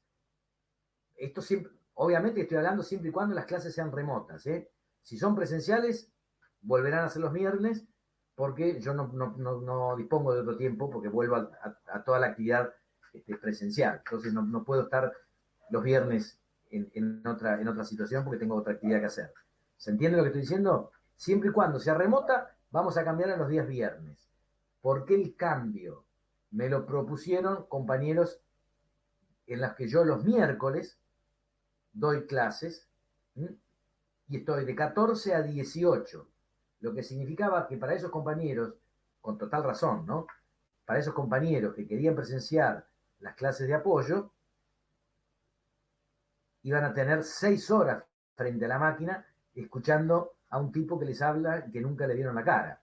Entonces, es bastante pesútil la cosa. Y para mí también, por supuesto, que es pesado, porque estoy 6 horas hablando sin parar. Entonces, como eso me pareció razonable, acepté la propuesta de los compañeros. Pasamos de los miércoles a los viernes. ¿Sí? ¿Quedó claro? Sí, buenísimo. Perdón, se me cortó. ¿Viernes a la misma hora sería? Viernes en el mismo horario, de 18 a 20 horas. ¿Tuvieron algún inconveniente para ingresar a la plataforma y después conectarse con el link, con el enlace?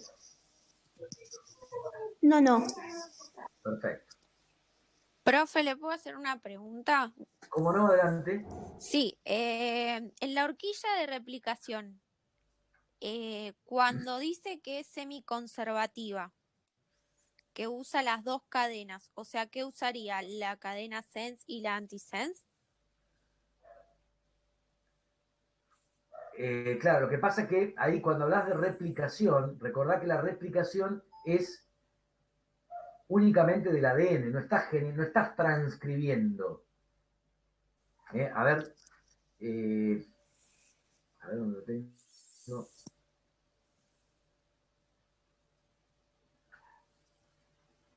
No.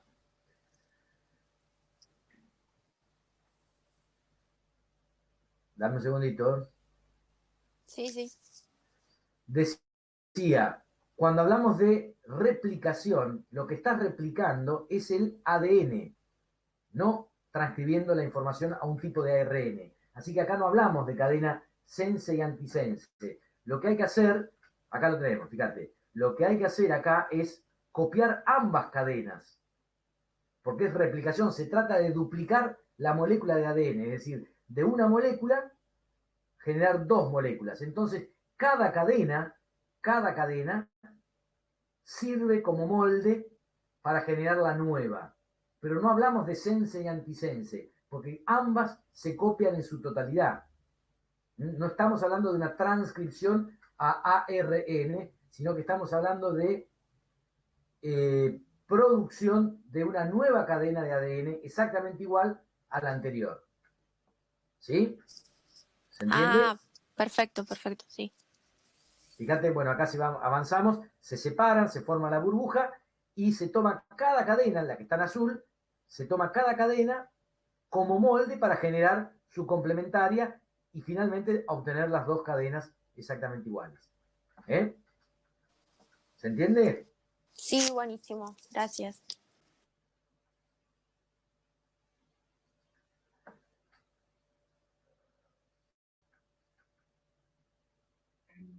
Profe, ¿le puedo hacer una pregunta? Sí, adelante.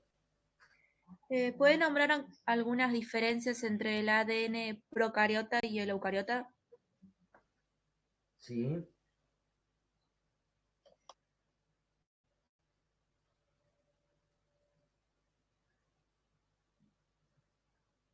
Recuerden dos cositas. Primero, siempre que hablemos de ADN en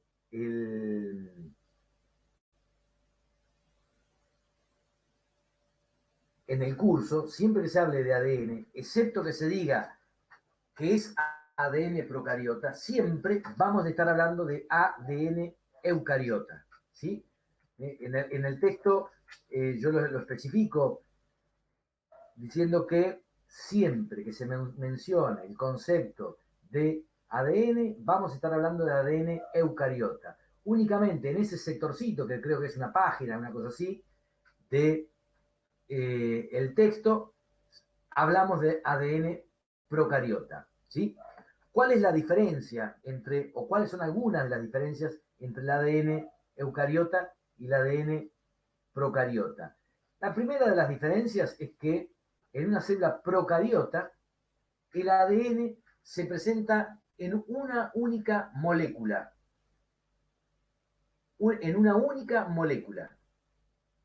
En cambio, el ADN en las células eucariotas siempre está presente en más de una molécula.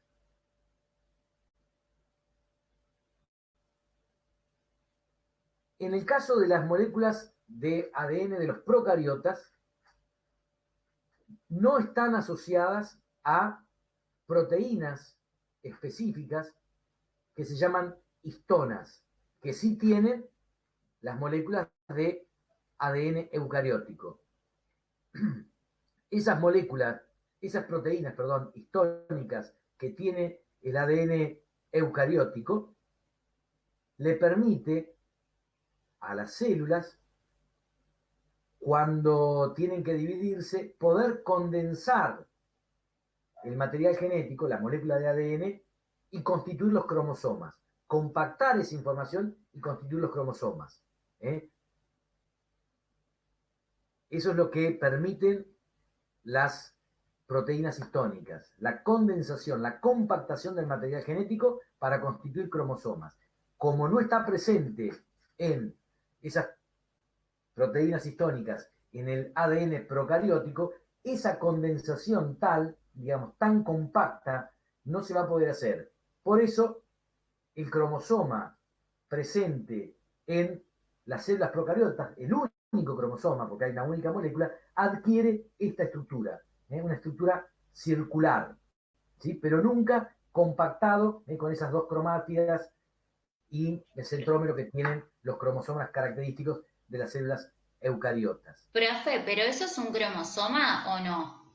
Esto es lo que se llama cromosoma circular. Es una única molécula de ADN muy poca condensada de las células procariotas. Se lo denomina cromosoma circular. El ADN es un ADN desnudo, carece de proteínas histónicas. Otra diferencia entre el ADN procariótico y el eucariótico es que el ADN, esa única molécula, en las procariotas, no está contenido en una estructura específica como sí lo está el ADN en las células eucarióticas. Es decir, estas células no tienen núcleo. Las eucariotas sí tienen su material genético en el núcleo. Estas células, las procariotas me refiero, la única molécula de ADN, en general, siempre está fijada a un repliegue membranoso, un repliegue de la membrana plasmática, me refiero membranoso, que se llama mesosoma. El sector, este sector, que puede cambiar de célula a célula procariota, ¿no? Pero el sector donde el ADN se fija al mesosoma y queda anclado, se lo conoce con el nombre de nucleoide. A este sector, si nosotros pudiéramos observarla al microscopio y queremos hacer referencia a esta célula, yo diría el nucleoide se encuentra en esta región. Nucleoide es la asociación entre la única molécula de ADN y el mesosoma celular. ¿Sí? La otra diferencia que hay es que en los ARN procarióticos no hay intrones. Es decir, que toda la secuencia de nucleótidos que tienen codifican información genética. Mientras que, lo recordarán, en los ARN eucarióticos hay sectores del ADN que no codifican nada. Son los que se llaman intrones, ¿recuerdan?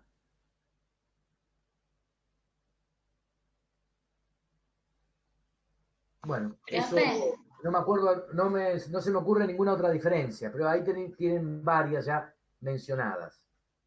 Ok, profe, gracias. Profe, ¿y el ARN procariótico también tiene de transmisión mensajero y...? Sí, eso es exactamente igual.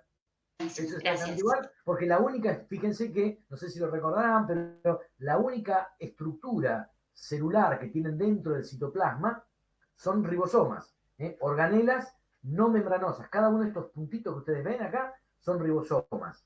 Y estos que están acá son polirribosomas, es decir, muchos ribosomas conectados a un ARN mensajero al que están traduciendo para formar una proteína específica que cumpla alguna función dentro del citoplasma celular.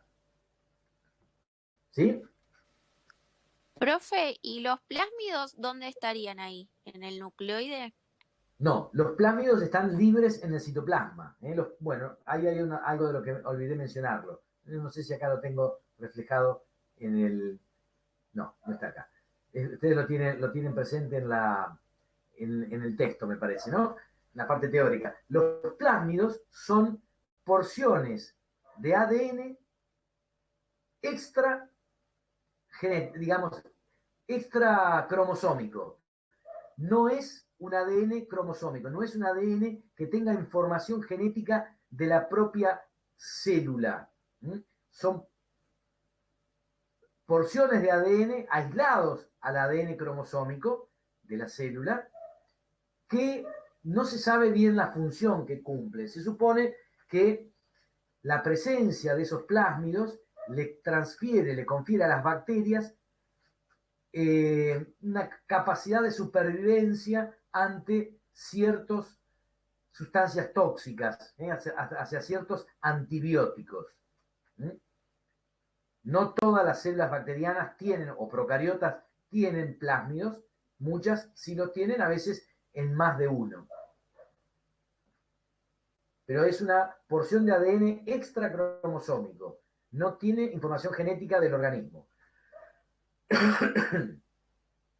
¿Y de qué es esa información genética? Esa información genética posiblemente haya sido por un proceso de endocitosis. Son células que han englobado a alguna otra célula procariota en su momento y esa porción de ADN persiste y convive dentro de la estructura celular. Pero no tienen, digamos, la célula podría dividirse, esta célula bacteriana, esta célula podría dividirse y a alguna de las células hijas no puede tocarle el plásmido, que le queda disponible a la otra célula. Muchas veces los plásmidos intercalan su información con el ADN cromosómico cuando la célula se está replicando.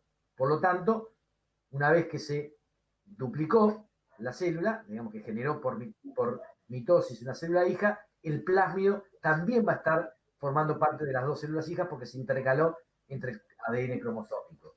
Pero no siempre ocurre. ¿Sí? Gracias. Profe, ¿queda tiempo para explicar un tema más? ¿Qué tema? Isómeros. Lo dejamos para... No, es largo, chicos. Un tema más cortito, no hay ningún problema. Profe, una pregunta. El viernes que viene lo vemos, isómeros, no hay ningún problema, ¿eh? ¿Se escucha? Sí, escucho. En la página 124 del libro teórico, el cuadrito del código genético hay que estudiarlo todo, los nombres. No, de ninguna manera, no.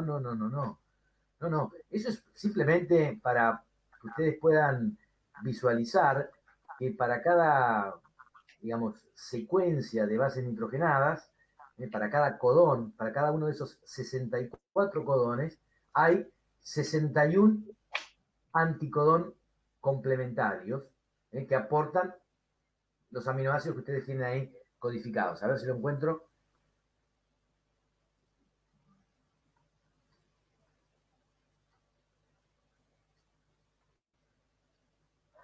Acá lo tienen, fíjense.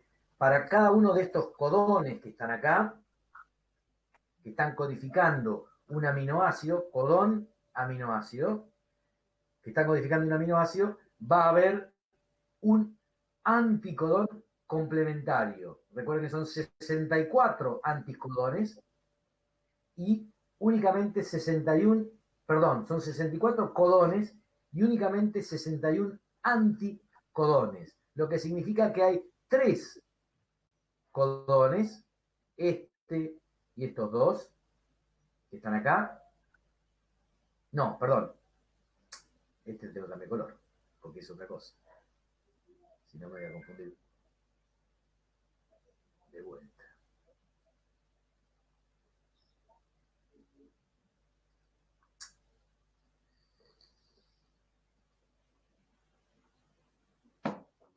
Bien. Decía entonces, rebobino porque hice una mezcolanza. Recuerden, en el código genético lo que se anotan son los 64 codones y los aminoácidos que están codificados en ellos. Dentro de esos 64 codones hay 3 codones que no codifican, fíjense, no codifican ningún aminoácido. Son los llamados codones de terminación. Indican, cuando su presencia indican en la cadena de ARN mensajero, indican que ahí se termina la secuencia de aminoácidos que va a tener la proteína. El que está codificado acá es siempre el codón de inicio, el primer codón de toda proteína que codifica a este aminoácido como primer aminoácido. Todas las proteínas tienen un primer aminoácido que es la metionina. Acá ven que dicen start, bueno, es de inicio, y acá es stop, terminación, ¿sí? Entonces existen para estos 64 codones únicamente 61 anticodones. Para estos 3 no hay anticodón. ¿Sí? Profe, que siempre van a ser los mismos, el de siempre van a ser que el de terminación. Claro, digamos, en la secuencia de codones de un ARN mensajero va a haber o este, alguno de los 3, uno solo de ellos. Sí, y auge siempre va a ser el primero. Siempre va a ser el primero. Buenísimo, que codifica gracias. la metionina.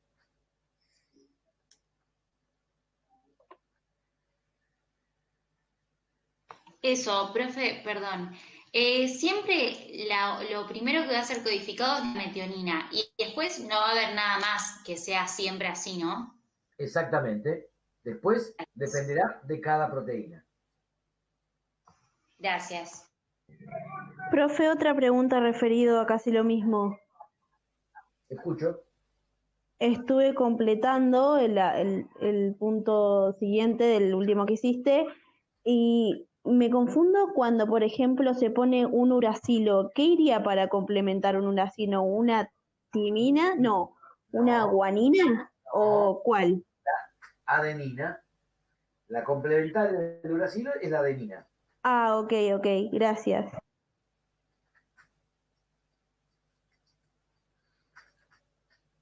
Seguramente se lo han dicho sus docentes, pero para recordar la complementariedad de bases, hay una regla en mnemotécnica muy vieja, que es Aníbal Troilo, Carlos Gardel. Es muy conocida. Aníbal A de adenina, Troilo T de timina. A y T son complementarias. Carlos Gardel, citosina, G de Gardel, guanina. Complementarias entre sí. Cuando se reemplaza el uracilo por la timina, la complementaria entonces del uracilo será la adenina. ¿Sí? Ah, ok. No sabía cómo usar esa regla en la U, digamos. Ahí se me mareaba el coso. Correcto, se reemplaza lo que era la T por la U. Gracias, Joya. ¿Alguna otra consulta? Vamos terminando. ¿Está todavía la compañera de isómeros? Sí, estoy acá. Recordá la pregunta, aquello que tengas como duda, y lo charlamos la clase que viene. ¿Te parece? El día viernes. Bueno, perfecto. Es muy extenso. Probablemente haya varias preguntas que surjan a partir del tema. Si no, se nos va a hacer tarde. ¿Te parece? Sí, más que nada me cuesta identificarlos. O sea, la teoría la tengo, pero si me dan un ejercicio no lo sé diferenciar. Bueno. Vemos. Lo vemos, charlamos. Después, el viernes también podemos practicar un poco la identificación de las biomoléculas. Bueno, tomamos el Gracias. práctico y lo vemos, sin ningún problema. Bueno, muchas gracias, profe. Hasta luego. Bueno, muy bien. Nos Muchas vemos. gracias por todo. Buenas noches. Nos vemos el viernes, entonces, chicos. ¿Les parece? De Genial, la próxima gracias. semana. Perfecto, muy bien. Hasta el viernes. Hasta luego. Gracias. Chau, profe. Hasta luego, hasta luego. Gracias. Muy bien, hasta luego. 2 horas y media.